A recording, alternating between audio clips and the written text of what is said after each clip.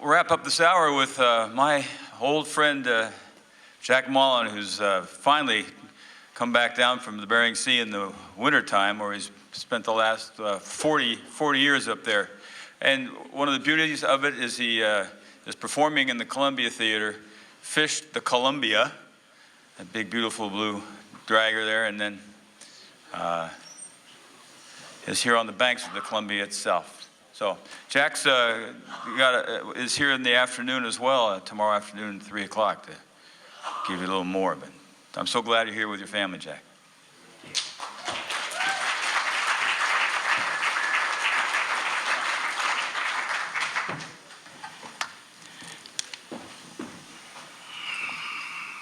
Well, I'd like to say something cute like I don't play guitar like John, I don't read poetry like this great gal here, and that was a tremendous story you just told. But I did write a book a year ago. It's called You Can't Make This Stuff Up. And the subtitle is My 30 Years as Captain in the Bering Sea. My son is on the cover. My family has been in Alaska with me all these years. It's been wonderful. My wife's here, my daughter's here now. I have a lot to be thankful for. Rather than try to read one long story, I'm going to read a couple short ones. And when I say short, it's like heavily redacted, okay? We're just going to get to the meat of it. Try to keep it moving. Now, can everybody hear me? Is this working? Okay. Sorry, I've never written poetry and I've never done a reading in my life. So this is a new thing.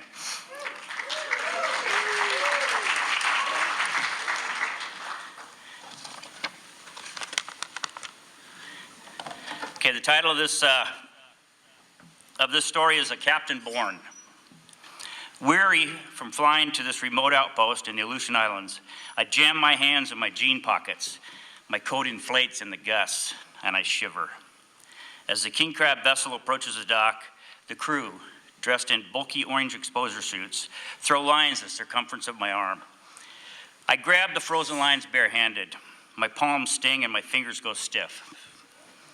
I toss my rubber duffel bag over the rail and bound upstairs to the wheelhouse to meet the new skipper. Snow swirls around me as I enter, and a sour locker room smell hits me as I open the door. I hold my breath.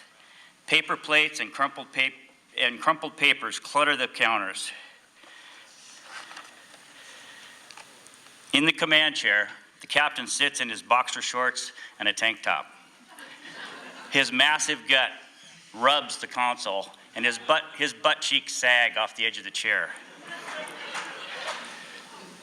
This really happened. The captain carelessly drops the microphone on the counter and says, "You must be Jack. We're taking off in a minute. Better get in the engine room. That last engineer was a piece of crap." I leave the wheelhouse, grateful to be able to breathe again. The crew's huddled under an overhang. They're all smoking. Some pimple-faced kid comes up to me with a cigarette in his lips, his hat on backwards, and he says, "Hey, check out that stack.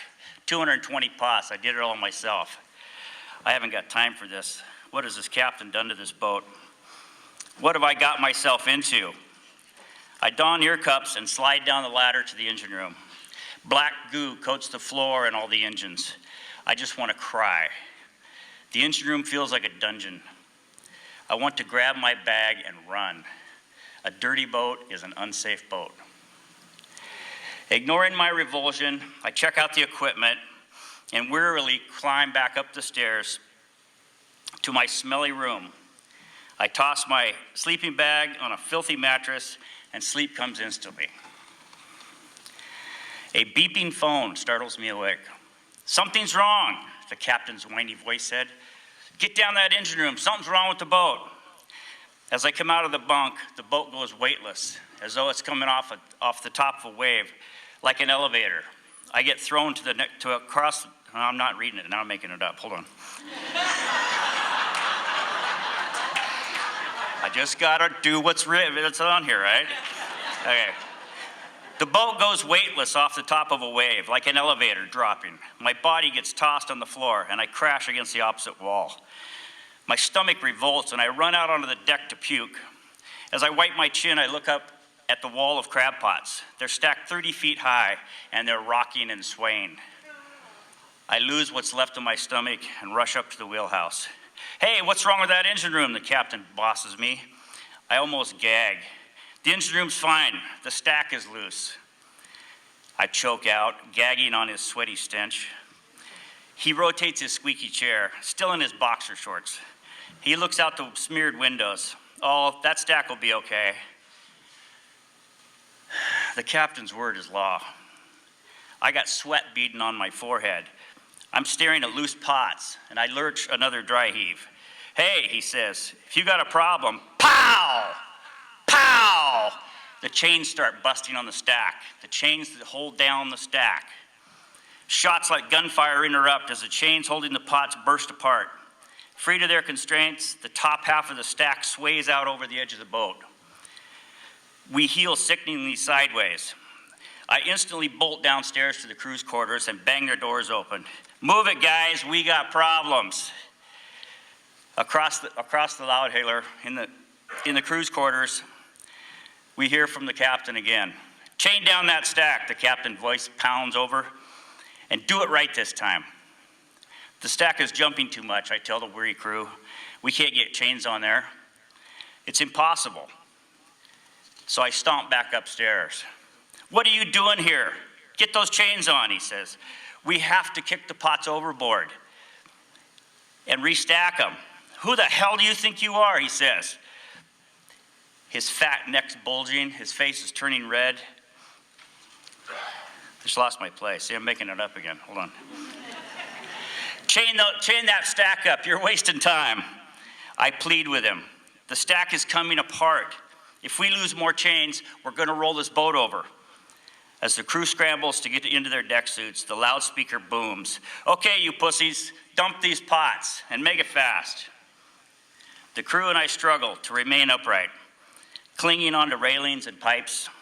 Any handholds as a 3-story monster sways above us. I slip out across the frozen upper deck and reach the controls to the crane. How do you guys do this so well? I never was a very good raider. I slip across the frozen upper deck and reach the controls to the crane. In this sea, getting the hook on the cable to hit my target will be like shooting basketballs at a moving hoop. Straining at the crane controls for 15 hours, every muscle in my body aches with cold and exhaustion. The last pot goes overboard and everybody cheers. We are triumphant. Without food or drink, we vanquish the beast. We are alive. My toes were numb, but relief floods my soul. We've survived. Suddenly, the deck speaker blasts again. "You girls took forever. Stack them right from now on." That voice, that disrespect, it was a life-changing moment for me. I knew right then I had to become a captain. I did. I had to become a captain. I had to treat the crew right and treat my boat right. So that's how the captain was born. There it is.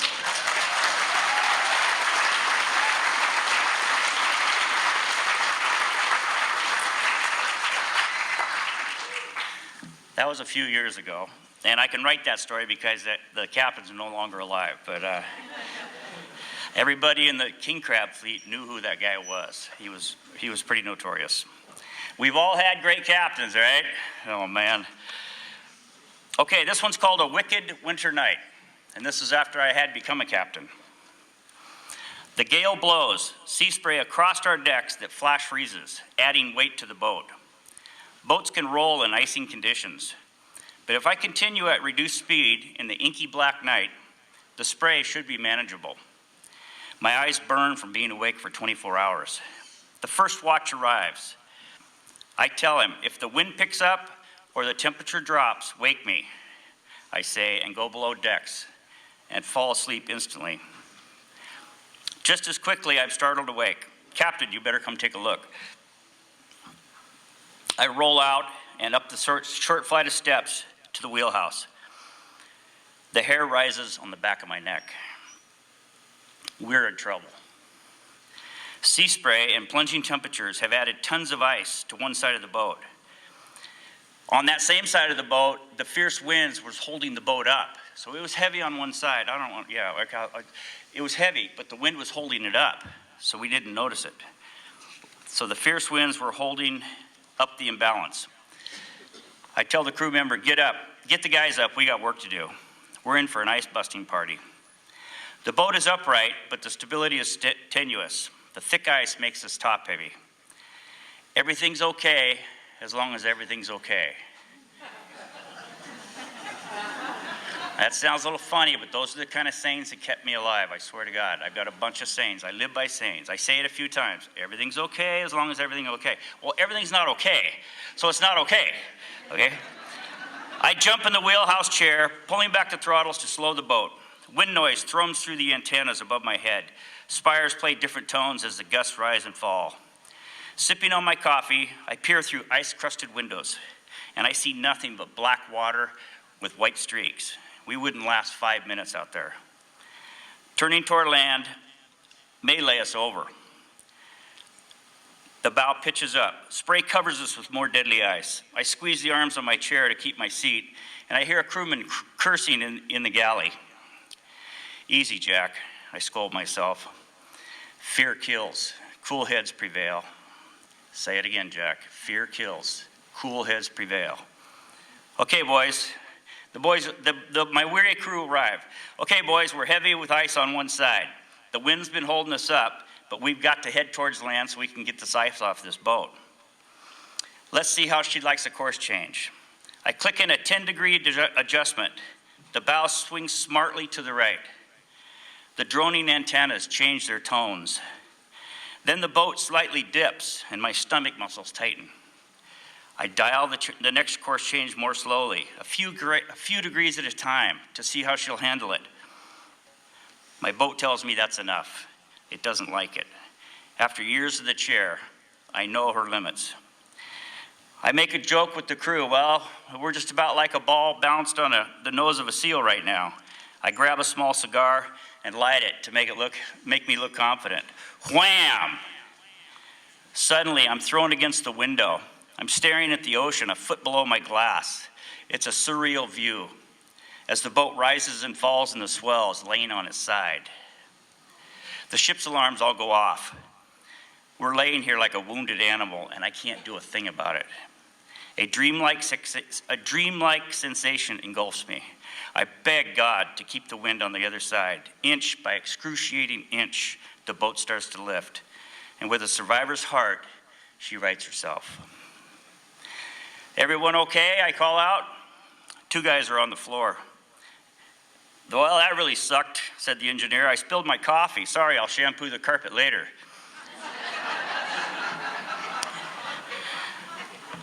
I always liked that guy. I open the cabinet containing my survival suits, and I tell the crew, a 123-foot Marco has never rolled over, but let's be on the safe side. Get your suits handy. Let's act like this is the real thing. We're lucky a good boat just saved herself, despite my mistakes. Setting a course for land, the smell of bacon pervades the wheelhouse, and my stomach growls. A big breakfast will keep the crew going today. Armed with ice mallets, I forgot my ice mallet. Armed with ice mallets, we bundle up for a long day. Heavy chain rattles over the bow as the anchor breaks through chunks of sea ice and bites into the sand. We're secure. Our boat is safe. In howling winds, we swing our massive hammers. I got a hammer. I didn't bring it. It's a great big thing. Boom, right? I can't believe I didn't bring it. So we got these big ice hammers. They've got a great big mallet of a head and fiberglass handles, so you don't get quite so hard shocked like you would if you hit a baseball wrong or something. Oh, whacked thump. The ice reluctantly releases its grip on the rails and decks. Weary crewmen shovel heavy loads in the sea throughout the day, muscles trembling with fatigue. Codfish soup and bread, prepared by Johnny the Portuguese, is devoured by a dog-tired crew. Smiling, wind-burned faces surround me in the galley. We're all grateful to be alive. I tell them, good job today, boys. I'll take the anchor watch. Everybody get some rest. This thing will moderate by morning. We'll start fishing. Thank you.